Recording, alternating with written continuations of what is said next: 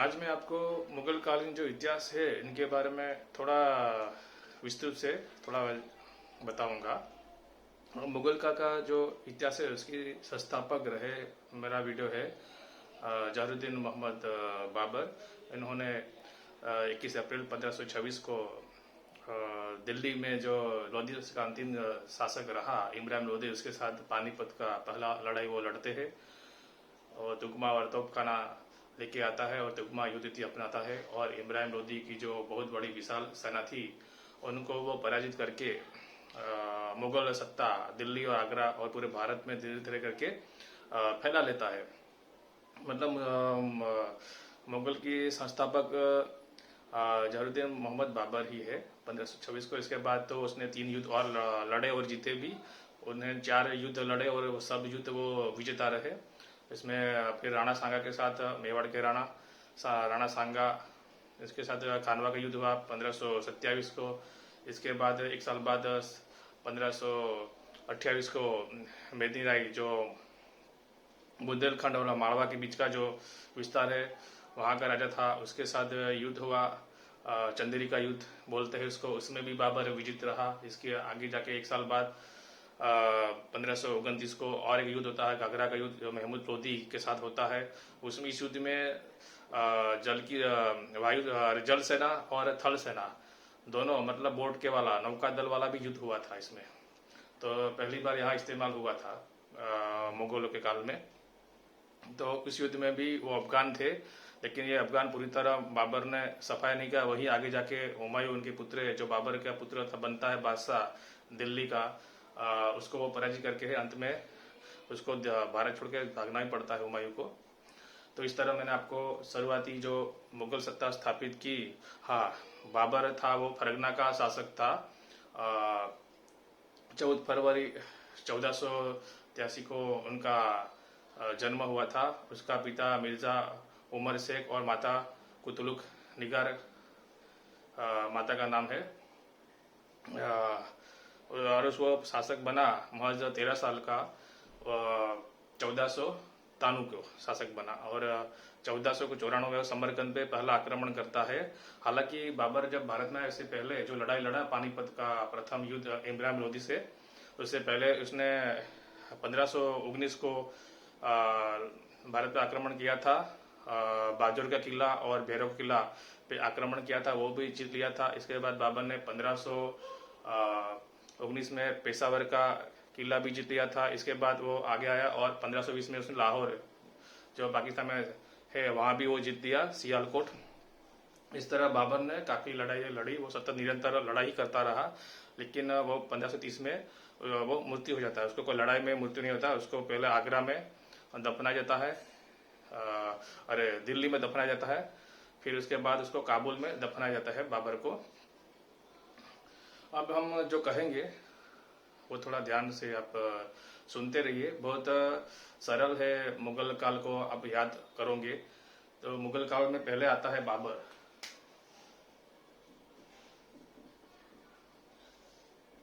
बादशाह, मुगल बादशाह, तो इसमें पहले आते हैं बाबर। इसके बाद उसका ही लड़का आता है नसरुद्दीन मोहम्मद हुमायूं।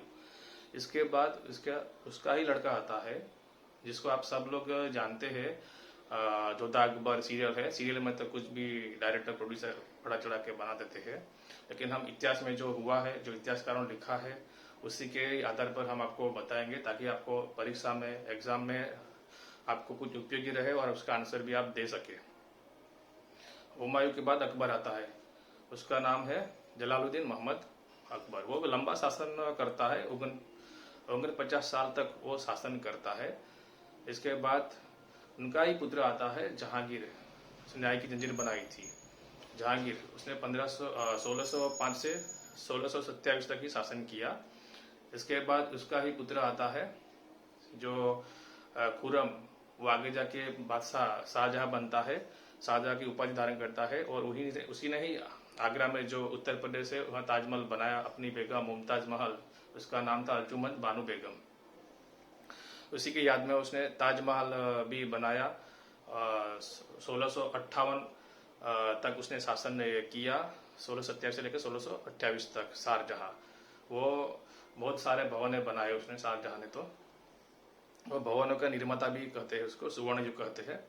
इसके बाद आता है फिर उससे कट्टर शत्रु, मतलब सब मराठाओं का, राजपूतों का जो कट्टरवादी बादशाह बनता है औरंगजेब, जो सब लोग जानते होंगे। उसका शासन आता है 1658 1659। 2 बार वो राज्याभिषेक करता है दिल्ली में, और इसके बाद वो 1707 तक शासन उसका रहता है। इसके बाद कौन आता है? औरंगजेब के बाद जितने भी बादशाह आते हैं वो सब उत्तरकालीन मुगल बादशाह हम कहेंगे। वो सब कोई इतने बड़े बादशाह नहीं रहे, मजबूत नेतृत्व करने वाले पूरे भारत में, या उनके हाथ नीचे उनकी स्वाधीनता स्वीकार करके कोई राजपूत या मराठा राज्य करे, या उसको कर दे, टैक्स दे, या उनको अपना मजबूत नेता माने या मजबूत राजा माने, ऐसे कोई मुगल बादशाह कोई आए नहीं। मतलब कोई निष्क्रिय बादशाह सब रहे जो सफल नेतृत्व करने वाले, या प्रशासन चलाने वाले, या विस्तार मजबूताई से अपने दम पर जीत कर मुगल सत्ता को और आगे ले जाए, ऐसे कोई बादशाह, या उसको दूसरे को टक्कर दे सके सहजता से और उसको पराजित कर सके, ऐसे कोई बादशाह नहीं आया। हम बताएंगे आपको कैसे कैसे बादशाह आए हैं। औरंगजेब के बाद आता है बहादुर शाह प्रथम आता है। यह बहादुर शाह प्रथम बराबर है। बहादुर शाह प्रथम का शासन महज कितना साल रहा? 1707 से 1712 तक 5 साल रहा है बहादुर शाह प्रथम का शासन। मैं लिखता नहीं हूँ, आपको देखने में थोड़ा तकलीफ होगा, लेकिन मैं आपको इजी बता रहा हूँ। बहादुर शाह प्रथम आता है। बहादुर शाह प्रथम का शासन महज 5 साल रहा। उसको किस नाम से वे जानते थे? साहे बेखबर। मतलब उसको इस नाम से ही मालूम पड़ता है उसको कुछ आता नहीं होगा प्रशासन चलाने में, या दरबार में कुछ उसको चालाकी नेतृत्व करने वाला विशेष बादशाह नहीं है।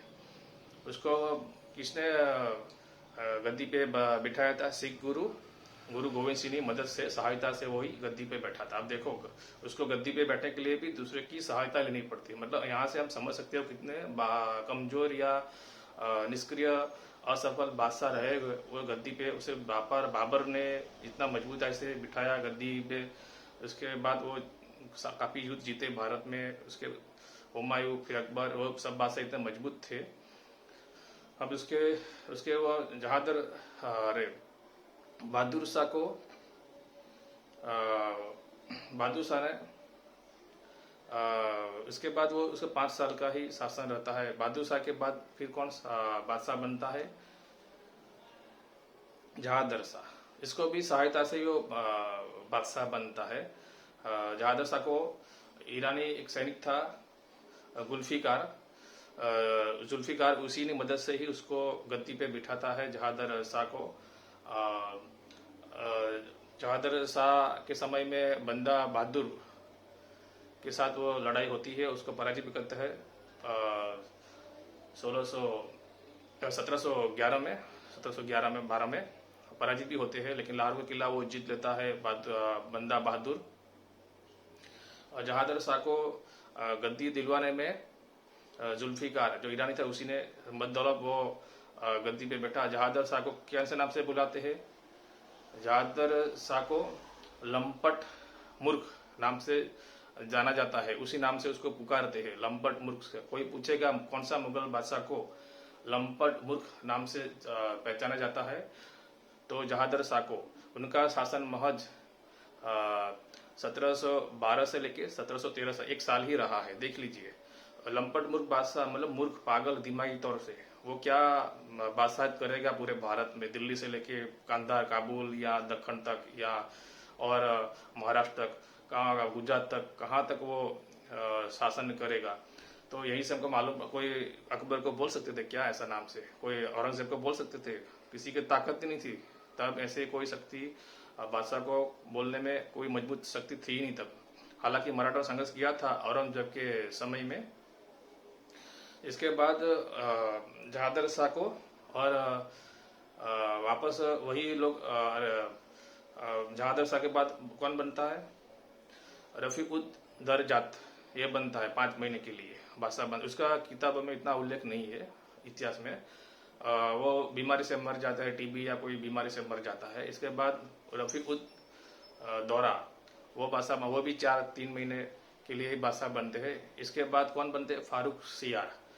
फारूक सियार बादशाह बनते हैं। वो कितने साल, 6 साल, 1713 से लेके 1719 तक 6 साल हो गया।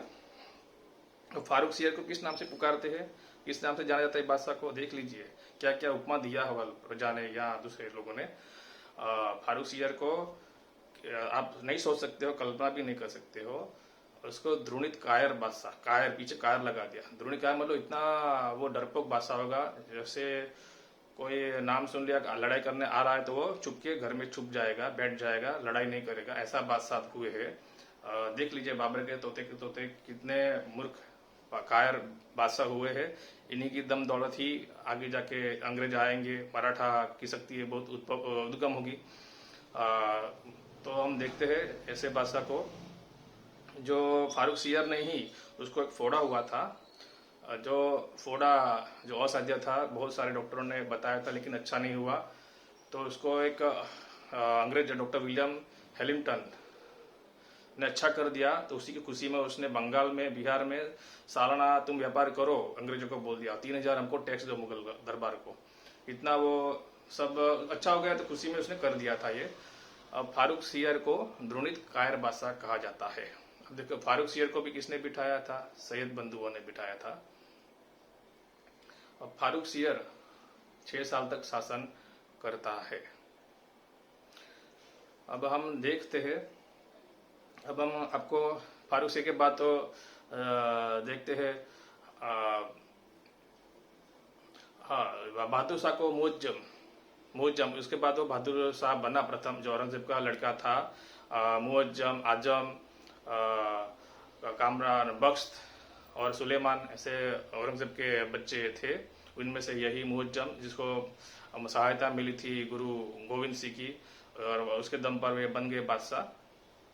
इसके बाद फारूक सियर के बाद 1719 तक फारूक सियर ने मुगल दरबार में शासन ने किया। फारूक सियर के बाद कौन सा बादशाह आता है, 1719 से 1748 तक शासन किया। देख लीजिए, ये बादशाह में ही कोहिनूर हीरा और तख्ते ताउज, मयूर सिंहासन हम बोलते हैं, वो सब लेके चला गया था ईरान का बादशाह। तो मोहम्मद शाह रंगीला, देखिए पीछे नाम लग रहा रंगीला, आपको मालूम पड़ता गया होगा रंगीला नाम लगा तो कैसा रंगीन मिजाज का या स्त्रियों में लोभित में लालच में वाला व्यक्ति होगा। कुछ किन मुगल बादशाह जो रूपवान स्त्रियों के रुझान में आकर आने वाला रंगीला बादशाह था। तो मोहम्मद शाह रंगीला वो अपने दरबार में खुद नंगा भी आया करता था। दरबार में जितने भी ओहदे पे बैठे थे उन सभी को नंगा घूमने का भी आदेश दिया करता था। मतलब सपने में रहने वाला या रंगीन मिजाज वाला, उसको कोई युद्ध से या सैनिक प्रशासन से लेना देना नहीं था। आप देख लीजिए आगे, तब तो नादिर शाह आता है और इतनी भारी पैमाने में दिल्ली में लूटपाट, इतना भयंकर तबाही मचाता है कि आप को आंखों में आंसू आ जाएगा। बहुत इतिहासकारों में तो मतभेद है, 1 लाख मर गए, लेकिन इतना तो नहीं, 40-50 हजार आदमी, बूढ़े, बच्चे और सैनिक सब मर गए होंगे। उसका शासन बहुत लंबा रहता है, 29 साल तक शासन रहता है मोहम्मद शाह रंगीला। लेकिन वो कोई मजबूत शासक नहीं है। जैसे उसके हाथ नीचे सब राजा राजपूतों मराठा, उसके हाथ नीचे स्वाधीनता स्वीकार करके, उसकी गुलामी स्वीकार करके उसको टैक्स दे या उसको मजबूत राजा नेता माने, ऐसे कोई राजा नहीं थे मोहम्मद शाह रंगीला। और यही अंतिम मुगल बादशाह था जो मयूर सिंहासन पे बैठने वाला। कोई पूछेगा मयूर सिंहासन पे बैठने वाला अंतिम मुगल बादशाह कौन था, तो यही आएगा मोहम्मद शाह रंगीला। अब किन के शासन काल में, किन मुगल शासन काल में नादिर शाह भारत पे आक्रमण किया था, तब भी यही आएगा मोहम्मद शाह रंगीला।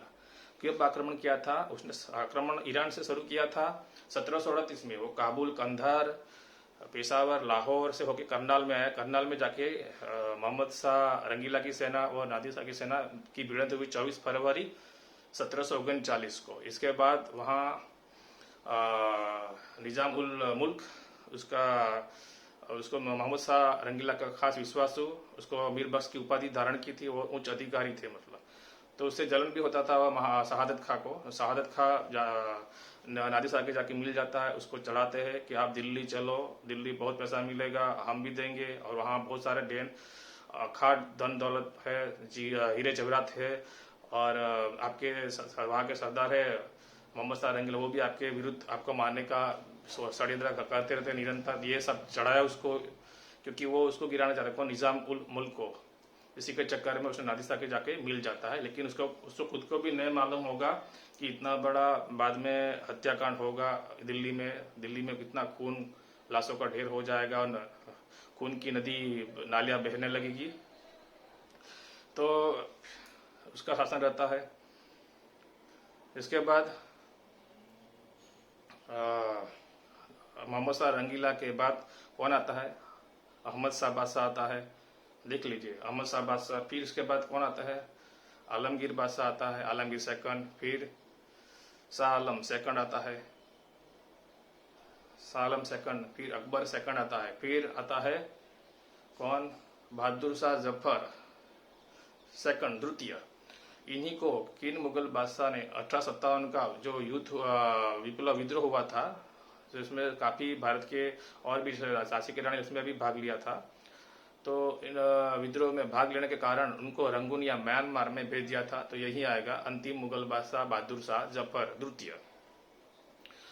हाँ, किन मुगल काल के समय मशहूर शायर मिर्जा गालिब जो दिल्ली में आए थे, रहते थे, तो भी यही आएगा। शायर की शौक किसका था? बहादुर शाह जफर को। तो बहादुर शाह के समय में ही वो मशहूर शायर मिर्जा गालिब भी आए थे, मतलब वो शायरों का बहुत शौकीन था ये बहादुर शाह जफर। तो हम देख रहे हैं मुगल कालीन का जो बादशाह का, सच में हमें देखना चाहिए एक मजबूत ताकत कैसे धीरे धीरे करके अंत में ऐसी नाम की ताकत रह जाती है, खोखली जो नाम के ही दिल्ली में। फिर एक समय तो ऐसा आता है कि दिल्ली में ही मतलब छोटे घर चलाते ऐसे ही सत्ता रह जाती है। 1761 में तो पानीपत का दूसरा युद्ध होता है 14 जनवरी 1761 को। तब तो मुगल लड़ाई करने नहीं आते हैं। मुगल तो कोई मजबूत सेना या मजबूत बादशाह रहता ही नहीं है तब तक। तो मराठे केंद्र में भारत में सत्ता में रहते हैं। तो अहमद शाह अब्दाली जो